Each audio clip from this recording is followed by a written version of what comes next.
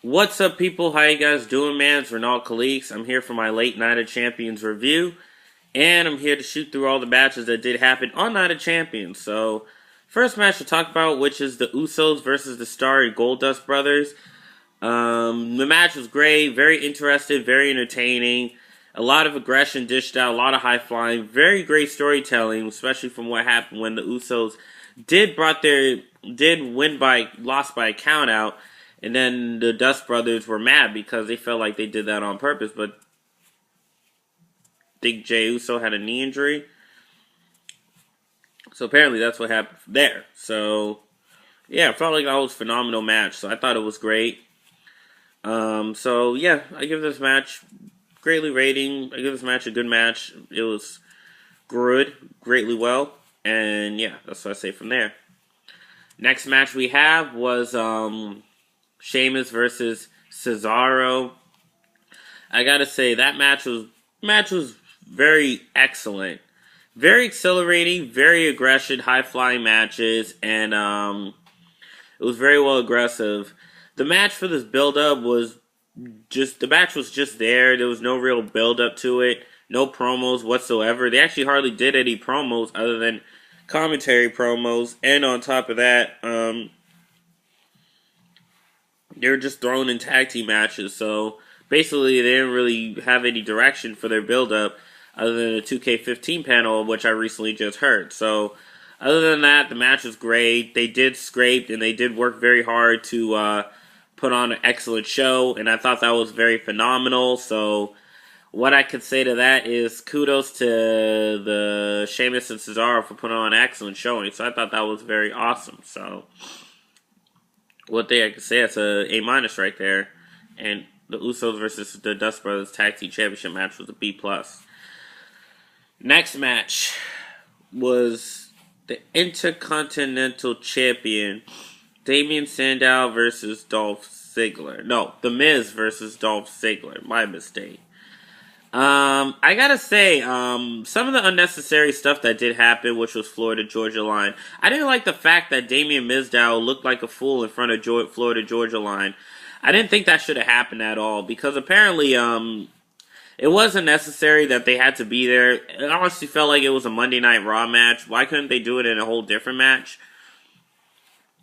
I don't know, but just because of the fact that Mizdow overshowed his presence ringside and tried to humiliate Florida-Georgia line, they knocked them out. I felt like it was very unnecessary.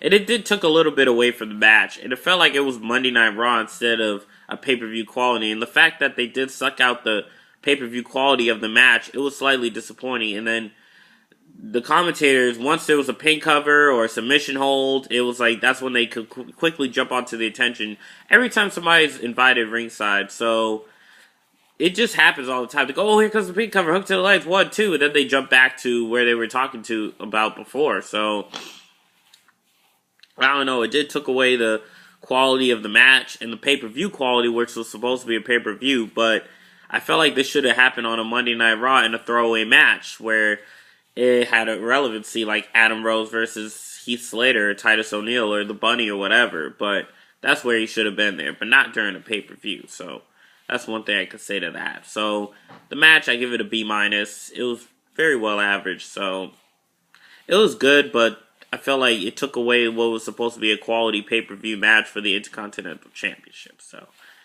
that's what I got to say to that. Next match that we had was Chris Jericho versus Randy Orton. That match was greatly well done. Even though there was slightly a bit of a story there for Randy Orton to be the WWE World Champion and Chris Jericho to be the Undisputed Champion, there was a story there. And the fact that they didn't utilize it well, I felt like greatly disappointed. But, however, I feel like the match was good. Yeah, the match could have been on Monday Night Raw, but it still made up for what was supposed to be a pay-per-view match. Should have been a Monday Night Raw. And they did some great aggression, great dish out. So I like the fact that it was a clean finish. And the thing I didn't like about a standard match where the potential could be a disqualification, but the fact that in a pay-per-view they took this match more seriously. So that's what I felt like with that. So I give this match a B. I mean, it wasn't like anything special happened, but it was still a great victory for Randy Orton. So, even though they did feud it on a few occasions. So, that's one thing I could say to that, quite frankly. Next match we have Rusev versus Mark Henry. They started off with the national anthem with Lillian Garcia and Mark Henry. That could have happened before the pay-per-view even started. I didn't think it should have happened I just didn't think it should have happened, like, before a match. Because the fact that when Mark Henry lost, it's slightly disappointed. It feels like it's a flag match with Jack Swagger and Rusev. Because the problem is like, Rusev is running through the entire roster. And it's like, when we're going to have that one person stand up for America and get a win? I mean, it feels like, because Rusev is not the Undertaker. It's not like he's going to continue having this miraculous undefeated streak.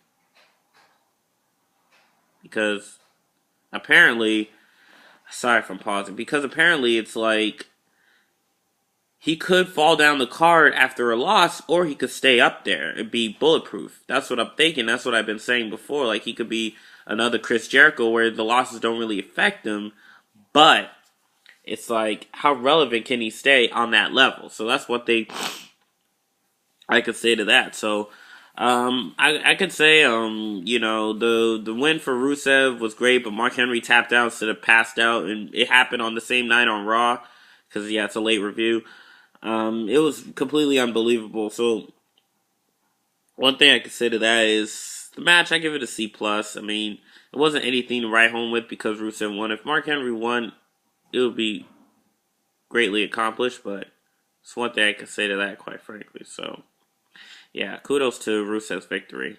Next match we have was the Divas Championship. It was AJ Lee versus Nikki Bella versus Paige in a triple threat match. And I gotta say, the build-up, Paige's video package was excellent. And I could agree with anybody that says Paige was her own self in that promo. She still said the fact that, AJ is her friend, but I don't know. Either way, the promo was phenomenal. Paige put off a great video package, even though we didn't get to hear from Nikki Bella and AJ, but it was so unneeded because Paige is the current champion. So she did prove that way to be a complete threat and just completely hold her own image, which was great. So, I don't know. It did build up so much for the match, and then leading the way into the match brought some great leadway into the match because a lot of aggression was dished out. A lot of wrestling was dished out, and the quality of this match was so dished out, I didn't even care. I was drowned out by how the crowd reacted because I was enjoying every minute of it. The fact that they did the suplex, the huge, I thought it was a body slam, but it was a superplex, and the fact that when AJ threw Nikki Bella around, slammed it to the ground, brought a lot of good quality. So, even though Nikki Bella wasn't there so much for the build-up, they need to get Brie Bella and make it a fatal 4-way, because as much as Stephanie McMahon does have a beef with Nikki Bella, do what's best for business and make it a fatal 4-way for the next pay-per-view round, because I'm tired of AJ and Paige one-on-one or just Nikki Bella, and just because, Stephanie McMahon has a beef with Brie Bella, they're not going to put her in there. Brie Bella needs to find a way to put her in there, because Triple H didn't want to put Daniel Bryan in the world title match, so they need something to follow up with, or just have a one-on-one I Quit match. I don't know where they're going to go from there, so that's one thing I can say with that. Say to that. Alright, finally, we get to the main event. Oh yeah, the Divas title match, A-. A-. Surprised me very well. But the crowd, and the commentary was good, but the crowd, they didn't really into it, and I drowned out from the crowd, so that was a good thing for me. The main event, Brock Lesnar versus John Cena, and I have to say, that match was phenomenal. It was great. John Cena was able to fight his way back and continue to spring back into action, even though Brock Lesnar did suplexes, so he did a good job training hard and avoiding deja vu, but the end was slightly disappointing, but it was kind of relieving because a loss to Brock Lesnar didn't take away much when he dropped the title, because if he was to drop the title, he wasn't going to just disappear from TV like that. He was going to try and get it back, but then if he didn't get it back, he would disappear like that. So it still had yet to desire. There's still a lot left to desire regarding the Hell in a Cell match. So I could say that, I don't know, I enjoyed this match a bit. It was quietly amusing, and yeah, like I said, it was slightly relieving. So I enjoyed a bit of it. I enjoyed every minute of it. It is just, what was I gonna say? Oh yeah, like I said, the Seth Rollins' interference kind of took away from him when he wanted to cash in, because the match his purpose was to attack John Cena to end the match so that way he could cash in the Money in the Bank and curb stomp Brock Lesnar, but unfortunately that backfired when John Cena got involved and get some revenge, so, which did happen the next night, but, other than that, the match was great. Brock Lesnar did display some offense, and John Cena was able to spring back into action. It wasn't like before, because he didn't come really prepared, but now he did, so one thing I can say to that is kudos to John Cena winning by DQ. So Brock Lesnar still is the world champion. Seth Rollins failed his cash-in with help from John Cena. So I feel like the feud is going to start with Seth Rollins and John Cena. And on top of that, they're going to have, a bit of Dean Ambrose, based on him returning when Roman Reigns left. So I don't know if it was a coincidence. It did look like it was a work, but it was a great coincidence. Once Roman Reigns was gone, Seth Rollins, now feuding with Dean Ambrose again. So I think there's still a lot left to come for it. So I'm excited about that. So I can't wait to see where it goes from there. And I can't wait to also see how the feud will continue from there. So Brock Lesnar and John Cena, I give it a B- based on the ending. And then the match was good. So I blended it together into a B-. So yeah, so one thing I can say at the Night of Champions pay-per-view was a B pay-per-view. I thought it was great, and I enjoyed I enjoyed the pay-per-view a bit. I thought it was great. Even though creative team and the build-up wasn't so great, there was still effort there with the superstars, and that's what I give kudos to. So the effort was there, and I'm glad they brought a lot of presence into the pay-per-view and into the matches, so I thought it was great. So hope you enjoyed my video, and I will see you on the flip. Peace out.